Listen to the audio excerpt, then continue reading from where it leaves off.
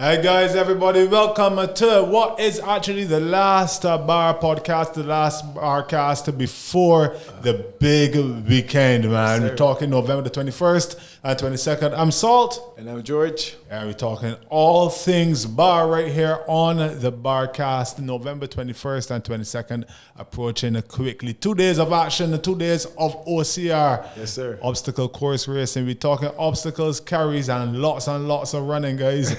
All right, so tell me, what can we expect next week, George?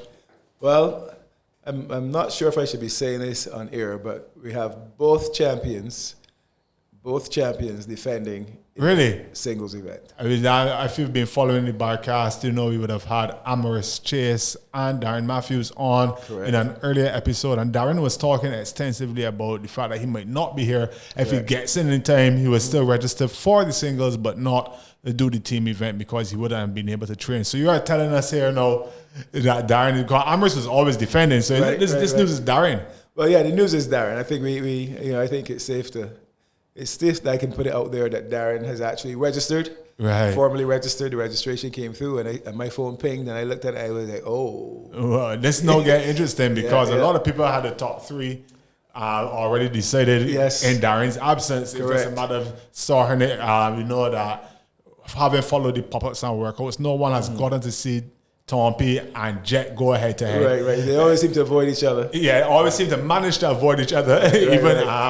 In the team workout last week at Bushy Park. Because the Bushy Park, I think that team pop-up workout went really well, George. Yeah, I mean, I said this on a radio show. I feel now like the volunteers have this thing so well understood. Yeah. That, Monica, science people, everybody knows what they're supposed to do. Big shout out to Lanny and Dana. You got to shout out Lanny for sure. and Andrew, Andrew's there before everybody else. And when everybody gone, he's there breaking down everything. Nice. Honestly, Lawrence and Nathan came out this time for the first time as well.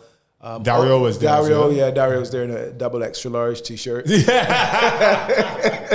I thought if the wind blew too hard, and then pick him up, and then there were some volunteers who weren't there on the day, but who will be there next week, and they really helped to make this a very smooth. That's the only reason that I can get on the truck and drive and do the live because I know everybody's got everything under control. Yeah. The volunteers were there.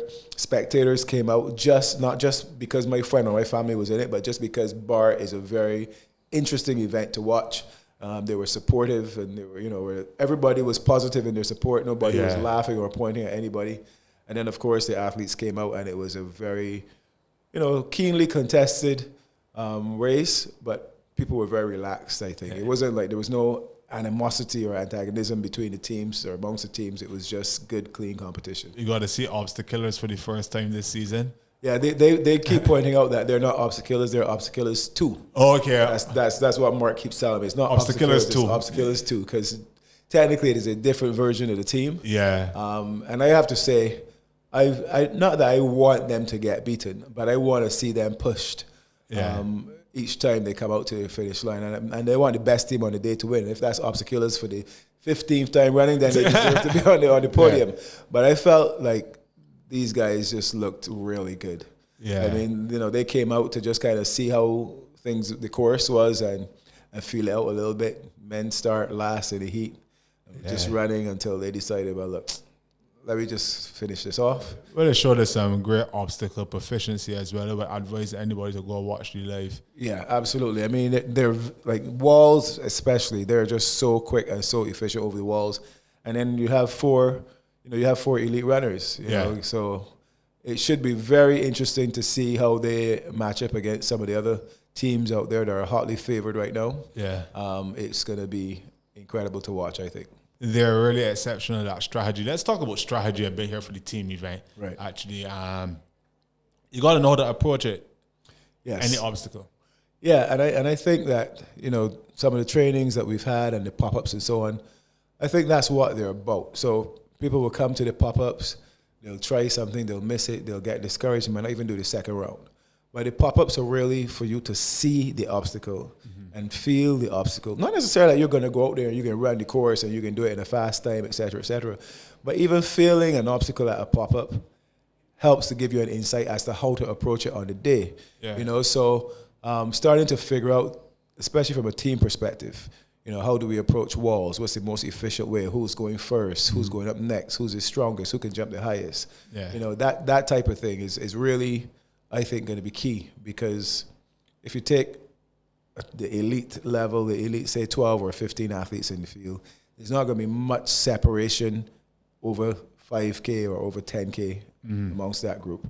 But where the separation is going to come is like how quick we got through the obstacle, how quickly did we transition from obstacle to running and then back from running to another obstacle. Yeah. And I think that's where you're going to see the difference between those teams at the top. A few obstacles this year that people haven't seen as yet. I know you always got tricks up your sleeve as well. Expect you to let go of anything during the podcast, but as a team approaching the obstacle that you've never seen, let me see we get to obstacle at these microphones, so you got to work it out. Right. How important is it to have like that one team leader, or it maybe have like input from all the groups? I said this like yesterday, for instance, you took us on a train and running peg, and you just told us get up there, figure it out. Right. That mentality, thinking on your feet. Talk about that. Yeah, I think that there's always going to be kind of a strategist on each team. There are some guys who just are good at puzzles and good at strategy. So you throw something at them, they're going to take a look at it, they're going to step back, they're going to assess the situation, and then they'll come up with a solution. Right? And then in that same team, I'm going to come up with a solution, but you're going to figure out how to execute it. Right? And then somebody else is going to, well, this is what we want to do. All right, well, you said to do so and so, I'm going to coach it. Right. And then somebody else is just there doing the grunt work. Yeah. This is what you tell me to do. All right, I can lift you up and put you up on my shoulder and spin around 10 times because you tell me that's the best way to get over the obstacle. Yeah. So I think having one of those guys on your team is like invaluable. That problem solver, that guy who's good with puzzles, that guy who comes up with strategy on the spot. Even if that person isn't the best athlete on your team, they might be the best asset on your team for sure. It's good to have that person, as you say, that strategist, as well as a person who would be like a cohesive person. That one person that knows how to encourage everyone in their own way. You always say, don't coach everyone the same way. Correct. And again, you have to know your team members and your teammates. And I think that's why, from time to time, it doesn't have to be every session, but in preparation for the event, it's important to get together and train as a group because that's when you start to see how your teammates react in particular situations. And whether they want you got this, good job, keep going, or if they want a slap. And the slap is what's going to wake them out to their, and that's, obviously we're not advocating violence here. Right. Although, violence is sometimes necessary. But, you start to figure out what your teammates need to motivate them and what drives them. And once you come up with that and you keep that in the back of your head, Salt, I could cuss Salt. Stefan, I need to be more gentle with Stefan. Yeah. And somebody else, all they got to do is look at them, and they know when I look at them that brings them back into focus. Once you figure out what is right for each person on your team, that's how you approach them. But you can't approach everyone in the same way because everybody's different and every approach isn't going to work. That's what I love about BAR, though. It's not only the physical attributes, it's a lot of mental attributes that can put you separate. You may got a team, as you said before, elite athletes, but these men can't see a problem at work because they're just accustomed being coached. Correct. They come along with a man and say, oh, well, it ain't that hard. No, if you do X, Y, Z. Right. And it's not even for the puzzles necessarily. It could be something as simple as, we say, Atlas Stone carry. What order you send your team in, knowing how tired this person is. You know what? It may be beneficial to let that person go second so that they go there, they push the Atlas Stone, they get a little recovery while the first person is going.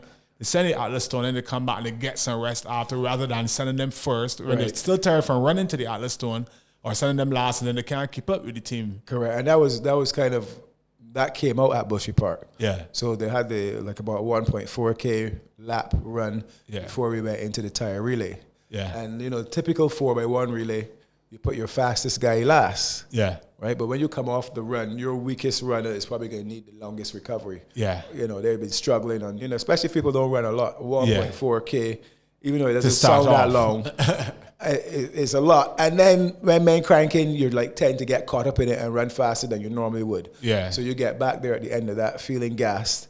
And the guys are saying, okay, you two go first and we can run the two last legs and the body legs. they still can't even breathe properly. So those types of things, how does your strategy fit into not just the approach to this particular obstacle, but the entire race. Because after we finish this obstacle and we gotta go somewhere else and do something else, would you have recovered in time? Is your grip gonna be recovered? Is your that type of thing? So all those things go into making it, I think, one of the more interesting types of races out there, obstacle course racing. Like I said before, time and time again, you could be the best runner, you could be the strongest, you could have all the skills, but it's that overall athlete and that overall team that's probably going to succeed over individual specialists for sure. Yeah, it's going back to Bushy Park there. So what would have happened? We had a 1.4K run to warm up. Mm-hmm. Then you had to do a tire relay. Everybody on the team had to run up and down. And then immediately after that, the pipe, which is a very heavy pipe. So you got to really strategize. I know how your legs are going to feel, especially if you're going to be carrying that pipe the first time. It doesn't make sense to shoot and run all out for the tire carry, because at the end of the day, you're going to probably make up more time on the pipe carry than you would lose on the, And I think one of the things that can happen as well, it's important for the growth of the sport that we have spectators, right? If you go out there, you want to be able to express your fitness and you want to be able to do it.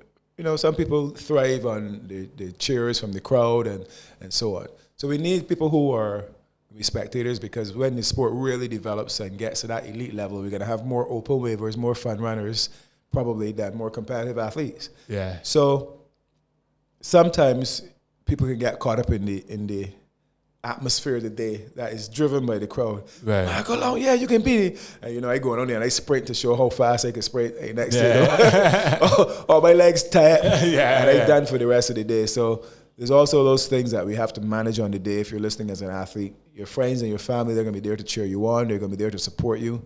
But you still have to listen to your body, listen to your teammates, and make sure that you stick to the strategy. Yeah. Because sometimes you just veer away from that plan and everything falls apart. You stick to the strategy, have a plan, and generally you're going to be more successful, I think. Importance of spectators is very important for sure. You know that lent a lot to the atmosphere at Bushy Park. Of course, the pop-up there at Bushy Park, the team pop-up was free. So we got a lot of people from the... it's free for spectators. Right. So I had a lot of people from the corporate waves. Their workmates came out to watch them and see how they're doing in various sports clubs. Tickets going on sale for the 21st and 22nd when? Correct. As it's for the actual bar now, so you can buy tickets and count that length of that atmosphere. Right. Tickets are on sale already. Right. So you have two options as far as the tickets are concerned. You can find one of the ambassadors, yourself. Yeah, Salt, Gina Lee Shepherd, Danielle Gonzalez, Jamal Griffith, Damian Thompson, Johnson, husbands. Jocelyn,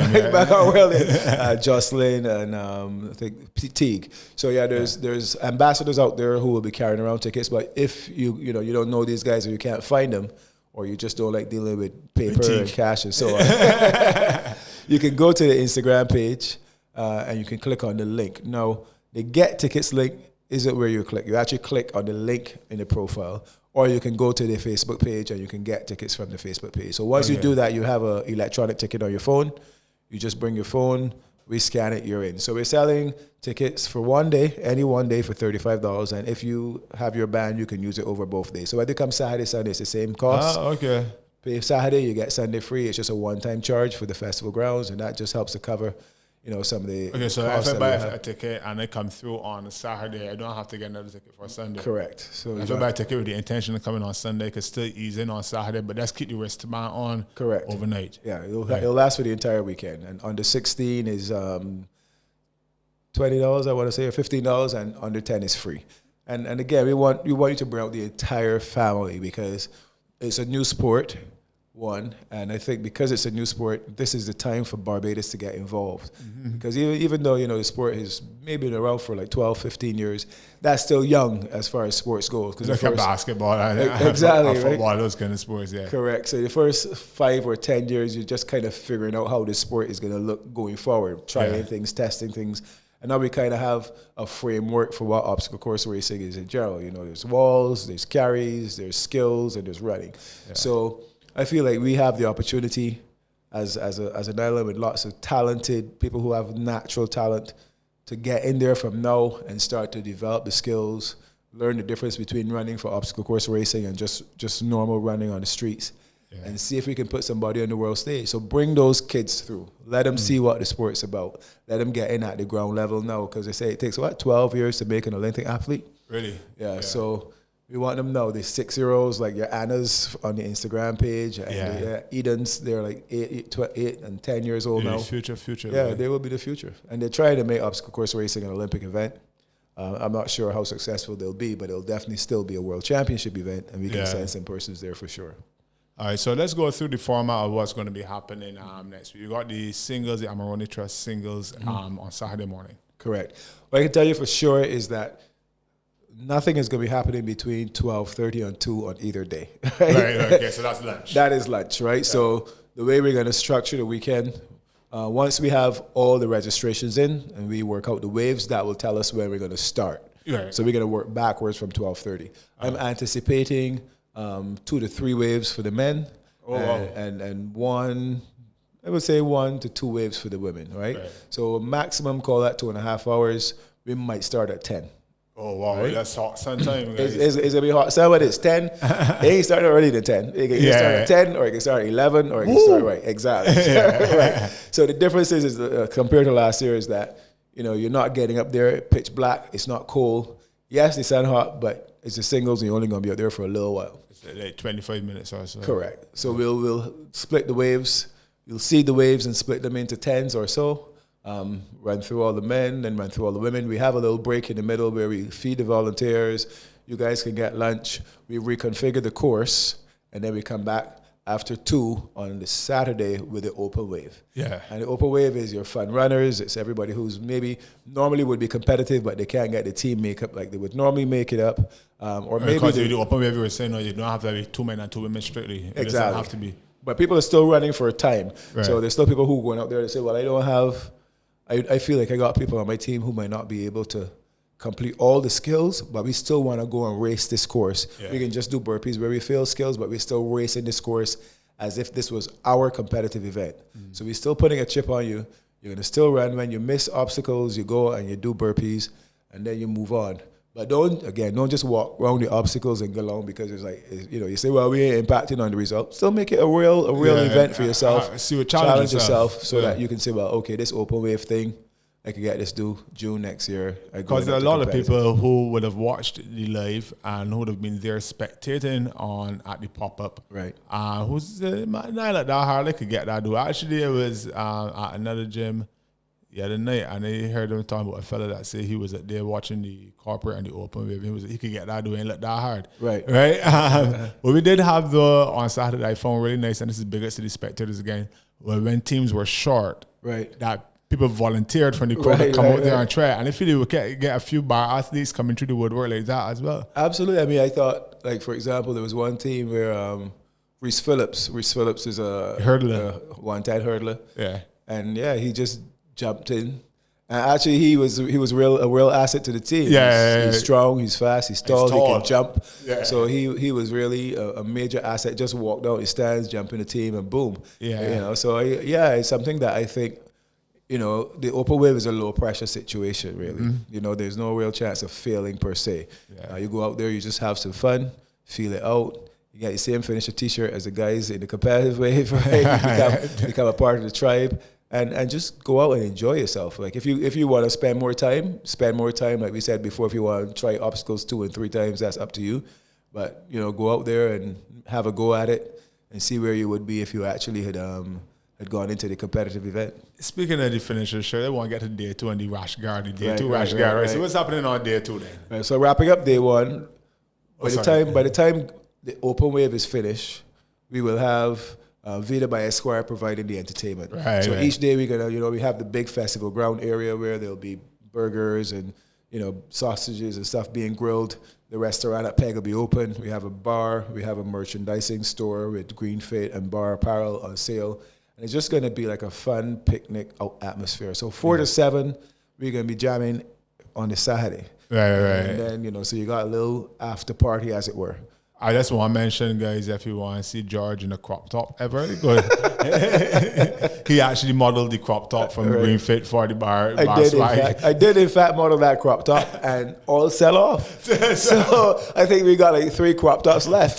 So I think that's what I'll be doing going forward. I will be modeling all the new female apparel because it seems to sell better when you do that. Yeah, absolutely. So we party 4 to 7 or Correct. so, but I don't know. Maybe most of this for the spectators because I feel like a lot of athletes who got to come out for day 2 and be like, can't afford to drink the beers here. No, boy. Yeah, I think people. I think that some of the competitive guys will come out on Saturday and watch the course because this might be the first time you guys actually see the course in action, as it were. Yeah. So come out, see the course, follow the open wavers around, maybe even shout some tips to them, and there'll be a little bit of a social, like you said, on that Saturday, but we don't expect it to be as hype as it will be on this Sunday. Yeah. The open waivers, for them, the event's done now, so they can drink, they can party. And they were probably drinking all already from before. Right. That's the beauty of the open wave, guys. Right. I think you could probably ride the whole thing half drunk. Yeah. And then the Sunday morning we come back.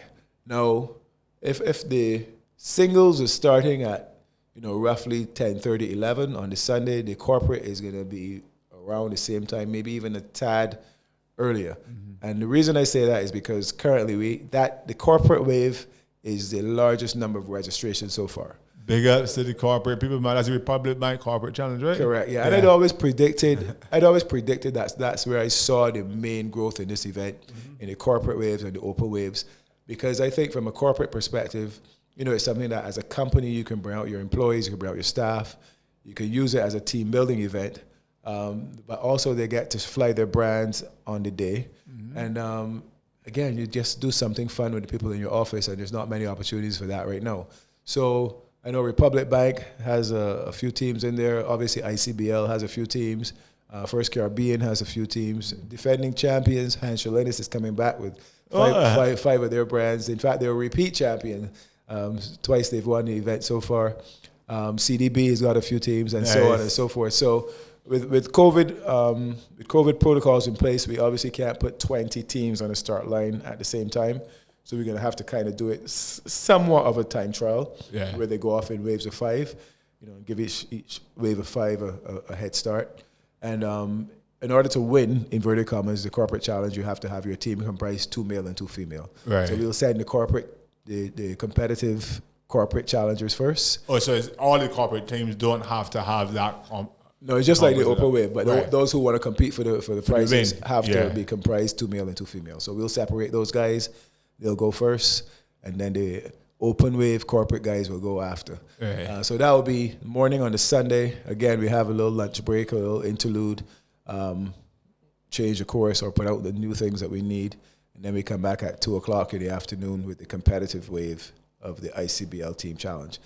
Crazy this year. I'm telling you, that Team Challenge this year is going to be crazy because I think even though we have fewer teams doing the competitive wave, a lot of the other teams who would normally do it for fun, they're doing the open wave or corporate. Yeah. So we have fewer teams doing the competitive wave. It is competitive. No, what I think would have happened with the competitive wave this year, first of all, obviously we know COVID would have taken out a few teams. Right. But what we've also had was a condensation of teams, where teams now would have been saying, well, you know what? We try to get our team as strong as possible, so we're going to pull this body from there and that body. So now we have the 2 teams merging into one in a lot of circumstances, which created a super team almost. Right. Understand? It's almost, I got the draft expansion, the NBA, a draft contraction here now where all these teams have gotten stronger. Yes. You've got linkages of people started training together and what's not, realize they gel well with this person. You know what? We work together this bar because this person from your team may not be doing it or whatever. Right. I think that's what happened there, and that has lent for the competitive wave being even more competitive this year. Like, I can think of 3-4 teams right now that could, and this is outside of Obstacle Killers, 3-4 teams that could rival Obstacle Killers. Yeah, and I think last year when we looked at the start list, Obstacle Killers too. Obstacle Killers was definitely the favorite, and there was realistically, there was like maybe 1 or 2 other teams that... I would say 2 teams that was looking at. Yeah, like maybe the Outdoor Fitness Group and the team from Limitless Performance. Yeah, the VARS team. Yeah, so we looked at those teams and said those were the guys who we thought had a chance to beat obstacles. Once the race got started, then it was very quickly just the obstacles and limitless that were separated from the rest of the field. But this year I think realistically, there's 5 teams, and any of those 5 teams could be on the podium that I can think of offhand. Yeah. And what always tends to happen in these events is that there's some team that maybe on paper doesn't look as strong, but on the day they just produce an incredible performance because they have a cohesive group, they have good strategy, they're efficient, and they usually will bubble up somewhere close to the surface as well. So I honestly wish that I could just sit down somewhere elevated and just watch the whole thing and not gonna be running about like an idiot on the day. But obviously somebody needs to do work. I really want to watch this event as a spectator, as a fan of the sport. I really want to see this competition this year. Yeah, as a fan, I'm very, very interested as well. We're going back to the singles now because as we've been saying now, we're talking about the main now. Right. We got Darren Matthews back. Right. As we said, we don't have any evidence of Jet versus Tompi. We have not seen a Dande for the season. So these are my top 4 there in any order. Next week, I'm going to get you to actually predict. We're going to put that one on ice, and then when after the competition, we can see how close you were with your predictions. But no, so you got these 4 guys coming out against one another. How you feeling now, though, about the women? I think I can see the top 2 of the women. I think is relatively etched in stone, and this is not to cast any aspersions on anybody else on the field, right? But I think obviously you have to respect the defending champ, Amaris Chase. Not only just because she's the defending champ, but she is flawless through the obstacles. Her running is crazy. She's strong. Her mental game is there. So Amaris would have to come in as a favorite. And then we have Danielle Gonzalez, who was silver medalist last year, and she has improved tremendously over last year, her performance last year. So really, I think she's there as somebody who could potentially, capitalize on any slips that Amaris might make. Yeah, she's focused as well. Absolutely. Michelle Dowell is back in the field. Michelle's been studying for her medical exam, so she might not have got as much preparation, but mentally Michelle's a beast. And now Blondell Hurley is going over the singles as well this time. And now one of the late entries in the singles obviously now is Leander. So Leander was in a team with Darren Matthews and Sabrina Thompson last year. That was silver medal team. And so you have to respect that caliber of athlete. So and she's been running. And then you have people like Gina Lee Shepherd who, she's like a different athlete from last year completely. Just because of her obstacle proficiency. When you're on paper, she's probably not still as good a runner as those 4 or 5 names I called before, but she's managing to make up the deficits in her running through being so smooth through a lot of the obstacles. So the female competition is going to be super competitive as well. And I'm looking forward to seeing how these athletes perform on the day for sure. All right, we're going to get your predictions next week on that. But we have, though, we haven't even gone into the crux of the matter here right now because we got a week. This is going to be kind of the week of bar. Correct. I'm going to tell you what my plan is, and then you can let me know. So I'm looking now, bar is going to be the Saturday and the Sunday of next weekend. So I'm saying that I'm resting today, being Friday. This is when we record it on a Friday. I'm going to probably do some training on Saturday and Sunday, Monday and Tuesday, and then I'm shutting off Wednesday, Thursday, Friday. How is that? Yeah, that sounds like a pretty good plan. Now, we do something called a restoration workout. And the restoration workout is actually designed to help your muscles recover quicker by just subjecting you to the smallest amount of lactate. So a restoration workout looks like a body part, machine-based training. The loads aren't super heavy. It's just you do 3 sets and you would only really be feeling the 3rd set. And what that does, again, it helps your muscles to recover just a little bit quicker than if you did nothing on your own, right? So I would say Monday, Tuesday, next week, a restoration workout on the Wednesday, just a light run on the Thursday, and then complete rest on the Friday, and you're good to go Saturday morning. Right. Yeah, so as we getting ready for the last week, okay, so restoration workout, everything. some people might think to themselves, it's still not there. It's still not ready yet. Right. And go and try to go too hard. And this is the last week. This is when injuries can happen. How can they avoid breaking down before the bar or breaking down the bar, whatever you want to put it? Yeah. I think that if you are not as proficient on a skill as you think you should be at this point in time, there's a tendency to just want to try it. I got to get this thing before it's started, blah, blah, blah. And, even though we want to say skill-based, all the skills still have an element of strength or endurance built into them. Yeah. So whether it's just grip strength or upper body strength or the muscles in your shoulders, the muscles in your lats, you're up there on the grip rig every day, you're wearing out your grip. Yeah. And if you do that too close to the competition, the muscles aren't going to recover. Mm-hmm. The muscles aren't going to recover. You're going to get out there, everything's sore, everything's tired, and especially if you aren't super proficient on it, where you're going to need to use all your ability and every resource you have to get through it. Yeah. You don't want to come to that particular thing tired or sore. Mm-hmm. So I say, that last day before the event, wherever you are, just chill. Mm-hmm. Whatever you have, just focus on. The best thing you can do at that point in time is good rest, good nutrition, some of the recovery strategies you can use. So, and even like in the week leading up, spend as little time as you can get away with on your skills. So so even if there's a little half hour just to reinforce the technique, even if you're not actually getting it, but you're just reinforcing the technique of how to do it in your mind. Don't be out there 3 and 4 hours because you're just not going to recover in time, and that's when you start to, when you're training tired, that's when you're exposing yourself to an increased risk of injury. Right.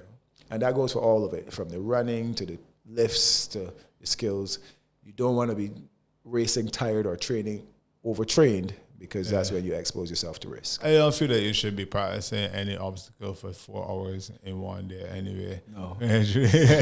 But some people are like that, It's like, it's a little different if it's something that's accuracy based. And I'm going to drop a little hint here. You can shoot free throws for a really long time. Yeah. Right? Because free throws are one of those things that has a high skill element, but a very low strength element, a very low cardiovascular element.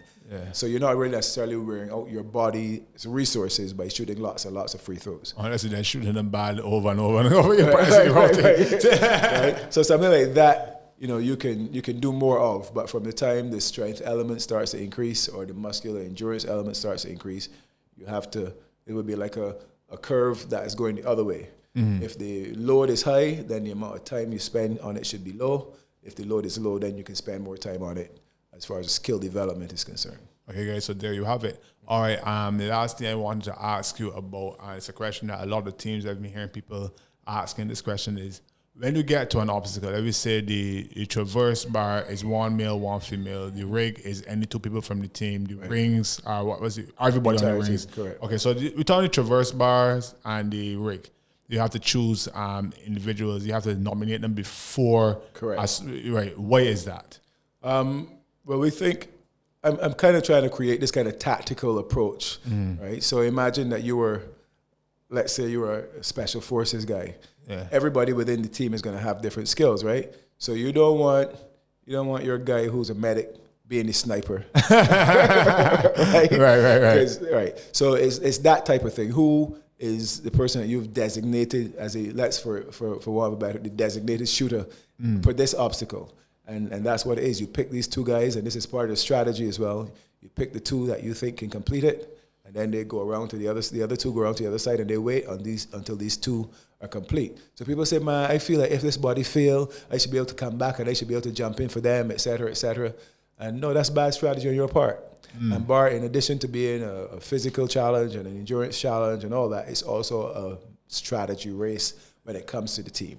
And part of your strategy is to determine who the best two teammates are going to be for that particular obstacle. Okay, fair enough. I got you. And I guess it would avoid bunching or confusion. And also, exactly, because you can imagine I come and try and I miss, and then you come and try and you miss, and somebody else coming. Before you know it, everybody it would look like madness. So those two teammates who are not going to be performing the skill, they go around to the other side of the skill and they wait there, out of the way. And you pick the teammates that are going to do it when you reach the obstacle. You don't have to pick. You don't have to submit these names beforehand or anything. No, not at all. I hear some people say, "Well, suppose so and so tired, or suppose get injured. If they're injured, they weren't nominated to do it." Exactly. And I think again, that's like on the day, and that's why I think you should like make sure that everybody on the team is at least competent, right? Because on the day, let's say, for example, on the day, you have some obstacle where the person is going to have to end up jumping off or something. Mm-hmm. And heaven forbid, you're coming out the forest or you're coming off of some other thing and you get a little tweak. It ain't really serious, but you get a little tweak in your ankle or whatever. You can still move. But you can still move. No, you don't want that body jumping. Yeah. So now you'll be, okay, let me switch out here. It's going to be this other person. They're going to be doing the rings or whatever. And then, and so on and so forth. So, yeah, I think it adds another level of another layer of intricacy to the competition, makes it a little bit more interesting, and it gives that kind of additional drama about, who to pick. I can't believe why they picked so-and-so. They should have picked so-and-so. That type of thing, which, again, gets the crowd invested and gets all the spectators looking to see what they would have done. Because the people on the side always know better. Always. Right? Always. They always know the best way to approach it. But he just ain't doing it this time because, well, I had this and the next day, third. But if it was me out there, I would do it. This is what I would have done. Yeah. And I would have won, of course. Of course you would have won spectator. How soon will the course be finished building? I guess Stefan will get this podcast up by, let's say, Tuesday. So by Wednesday, Thursday, the course will be built up? Yeah, I think by Tuesday, most of the rigs are going to be up. This weekend, we're putting up all the trussing for the rigs. And we're building out some of they're starting like from the newer obstacles first. So we can build those out. We can test those as much as we can. And then we kind of know roughly from last year where we're putting most of the other stuff anyway. So it's just about assembling those. So I think we had some people asking about whether the sport has been progressing too quickly on the island, And I thought about it. I'm like, am I putting in too much? And then I stopped back and I think, well, I don't think so. I think, for example, from between June and November, we added last year from June 2019 to November 2019, we added 10 additional obstacles. Really? I would say it was 4 before, but we added 10 additional obstacles. And I went back and counted. We added the inverted wall. Yeah. We added the rings, the ropes, the monkey bars. Right. We added... Which is no made compulsory for everybody. Exactly. We added Rolling Thunder. Yes, we added Rolling Thunder. We added the double tire wall. Yeah. We added the slick wall. Mm-hmm. And then a couple carries in there as well. So we added 10 obstacles between June and November. This time around, we're adding 3. These 3 being, George? So the 3 that we've added this time is the traverse bar. Yeah, the low bar. With the low bar, which I think is, I don't think is a high skill element to that obstacle. Right? I mean, obviously, I don't have to do the race. But looking on, I don't think people get it fairly quickly. People get it fairly quickly. They just need to try it a few times, and they get that one relatively quickly. So there's that one that we've added. We've added the grip rig, which is probably the most complex from a grip strength perspective. So the most challenging, I would say. And that one, we've left it so that any 2 people can do it. Right. The traverse bar, we've made it so it's 1 male and 1 female. But that is the only difference to last year, because last year it was any 2. In fact, some obstacles had to be 3. Yeah. Right? So the only major wrinkle, I would say, is that we've made the traverse bar 1 male, 1 female. Right. Everything else is as is, except you say we've gone for 4 now on the rope and so on. And the grip rig is any 2, so you choose your 2 strongest. Yeah. And then this last 2 strongest at the grip rig. At the grip rig, correct. And then we have this other obstacle, which I really hope we get completed in time, because even if we get it completed in time, but I haven't had enough time to test it, I'm not putting it in the race. Fair enough. Right? Because, obviously, we need to make sure that our athletes are safe. We need to make sure we reduce any risk as much as we can, because this obstacle course racing out in country, it's messy, it's muddy. It's very messy. The forest is messy right now, guys. Things can happen, and that's part of the risk that we accept in doing this sport. It's like, if you're a boxer, you accept that somebody might knock you out, right? If you're doing trail running, you accept that you might, whatever.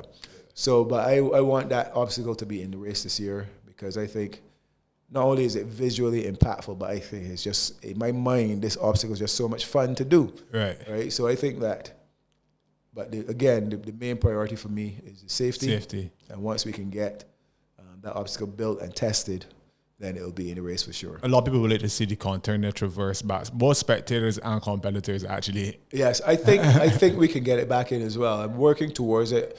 Part of the problem last year with PEG was trying to get a container truck to transport these containers deep in the heart of PEG, right? Yeah. It just wasn't happening. But now that the actual start-finishing line and a cluster of obstacles is closer to the entrance, we may be able to do it. So I'm talking to Joey at Crane and Equipment. Big shout out to Joey. Joey is like one of these guys who knows everything about everything when it comes to machines. Right. And so you'd be like coming, you'd be like, there, man, I ain't know if we can. Man, Joey's like, move, man, let me show you. right. He's the one who had put up the rope for us with the rope climb in the forest last that was a unique rope climb as well. Exactly, yeah. He was like, nah, man, that easy. So hopefully Joey can tell me the same thing about the container traverse. If we could get that in there at all, that would be sweet. But I think that's a great obstacle. It's a great obstacle visually, and I think it's a nice challenge for the athletes as well. As I said, both spectators and competitors would love to see that obstacle in this year's bar race. So by the time we're done, we might got 400 obstacles over 3K. You know what? It's all fun and it's all for the spectators. Don't forget, go get your tickets. Link up with me or any of the other bar ambassadors, or go on to the Instagram page, bar_race, or the Facebook page, and purchase your tickets for the 21st and 22nd of November. Yeah, and don't forget, this is going to be, if you just ain't really know much about obstacle course racing, you just hear about this bar thing, but you want to know if you're going to enjoy yourself, come. There's going to be music playing. There's going to be a bar. There's going to be good food. You'll meet some people. You'll be able to start to see what the action is about. Yeah. And I guarantee that by the time you finish on Sunday, 22nd, you're going to want to be training for bar next year, because everybody who comes and sees this event has to try it at least once. They have to try it because it looks easy. And that's the beautiful thing about it. It is easy to get into. It's difficult to master. But you can get into it at any level, as we have been referencing for the last few weeks. They got people that is running the Mickey Mouse costume at the Boston Marathon. So correct. You don't have to come in and be the elite level athlete. Right, for real. Because, Darren is back. Amherst is back. Obstacles 2 is there. Yeah. We have everything we need in the championships. We always want to have the best athletes on display. And obviously we have to assume that these guys are the best since they're defending champions. And now it's for somebody to prove otherwise. So Salt, it's up to you. We've got speaking to the potential spectators right now, we've got are the best obstacle course racers on the island. They're going to be out there next week, Saturday and Sunday. And what we have here now is a case where there are so many people who are close to the sport. If you've been following the guys that have been training now, you got a little insight into how close these guys are to the elites right now, and knowing that it's actually a fairly open race. Things can break in anyone's direction. Correct. Yeah. They just need to, as people become more and more proficient on the obstacles. Yeah. All they need is a slip up on an obstacle. Somebody that was meant to complete something and missed it on the day. Yeah. And all of a sudden they're down on the ground doing 20 burpees and watching that person run away from them. Yeah. And now the race is all over. So anything can happen. We're not putting any names on the trophies yet. Yeah. You got to come out and still race for it on the day. And we encourage all the spectators to come out and be a part of this event. Watch these athletes, encourage them, and see how it all shakes out at the end next Saturday and Sunday. Biggest to Be Social podcast all the time. If you all want a title for this one, just let them know. Breaking news, the champ is back. The champ is back. There it is. That is your synopsis right there. The champ is back. Synopsis right there. Thanks so much to Be Social podcast. Thank you so much to ICBL. They're sponsoring the team event. Correct. Republic Bank for the corporate challenge. And of course the Amarone Charitable Trust and the Race for the Cause. I think we can do one more wrap-up episode as well. Hopefully, we have the episode next week, but hopefully we can come in and bring the champions in. And totally expected, Exactly. Have them talk about their experience in the race. And maybe it'll be people we've seen before, and maybe it won't. It'll be interesting to see. Tune into the next episode of the Barcast to see how what George predicts. But then you would also know if his predictions were accurate at the time. But I'm going to actually put my predictions out there as well on that episode. So, guys, thank you so much for tuning into this episode of the Barcast. All the best to you. If you are athlete competing, stay safe, train hard. Don't forget, though, rest is very important. And make sure that you are prepared for the 21st and 22nd. Spectators, get your bands, get your tickets right now. You want to be at Peg Farm on the 21st and 22nd. The cost of the bands again? $35, and that covers for the entire weekend. First day is yours, and the next day is free. All right. All right, guys, that's been it.